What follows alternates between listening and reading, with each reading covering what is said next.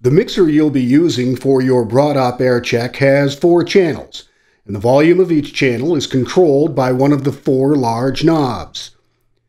These knobs are known as faders or pots. These control the volume of the sound sources. There are 3 sound sources you'll be using: a microphone to talk, and 2 CD players to play the music. Each of the 3 is controlled by a different pot. Above each pot is an input switch.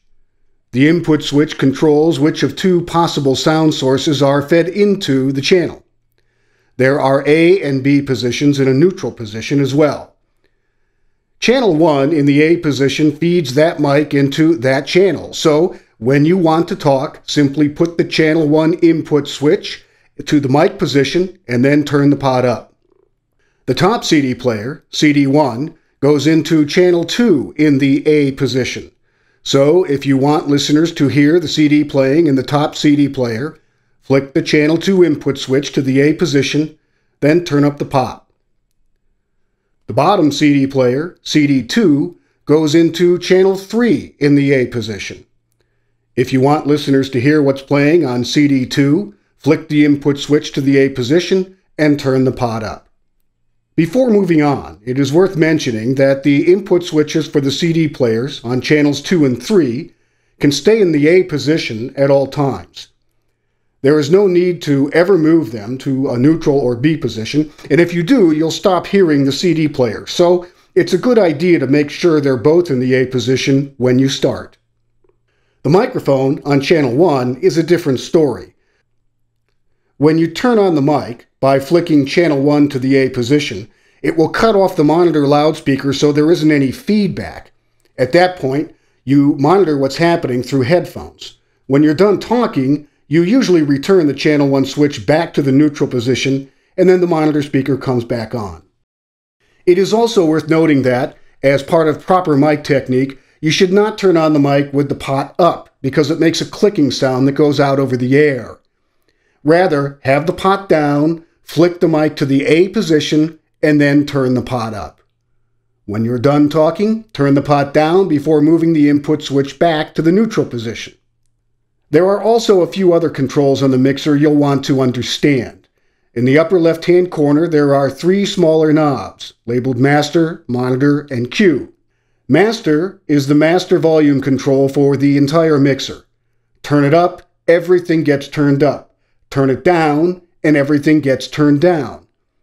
These volume changes, however, are not reflected in the monitoring system, so it's important to keep your eye on the VU meter, which we'll cover a bit later, in order to make sure your levels are correct.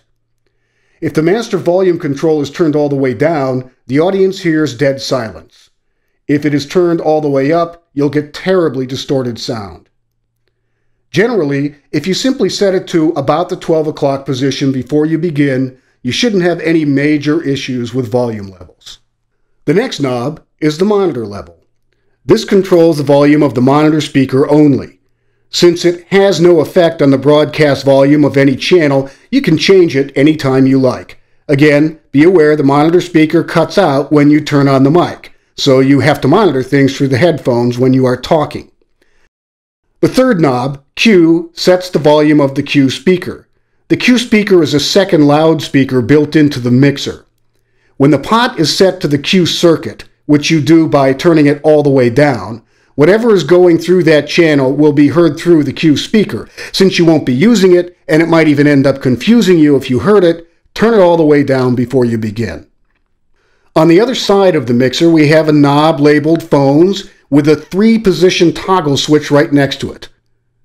The knob controls the volume of the headphones, while the 3-position toggle switch controls what is sent to the headphones. This switch must be in the PGM position or the headphones will be useless. The volume of the headphones, like the monitor speaker, is something you can set to your personal taste and change anytime you like. Finally, there is the VU meter. This is critically important because it displays true, actual levels.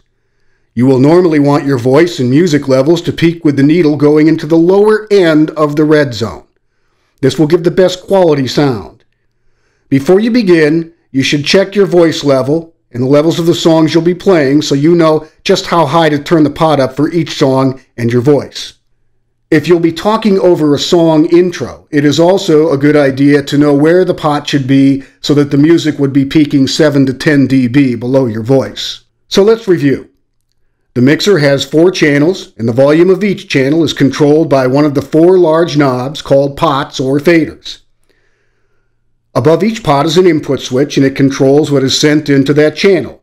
Channel 1A gives you the mic, Channel 2A gives you the CD player 1, Channel 3A gives you CD player 2. The input switches for channels 2 and 3 can be left in the A position at all times. The smaller knob, labeled Master, is the master volume control for the whole mixer. Set it at about the 12 o'clock position before you begin. The smaller knob labeled Monitor sets only the volume of the monitor speaker. You can set that to any level you like and change it anytime you want to. The smaller knob labeled Q sets the volume of the Q speaker. Since you don't need the Q speaker, turn it all the way down before you begin.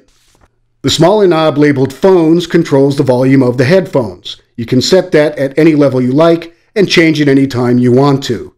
The switch next to it determines what is fed into the headphones.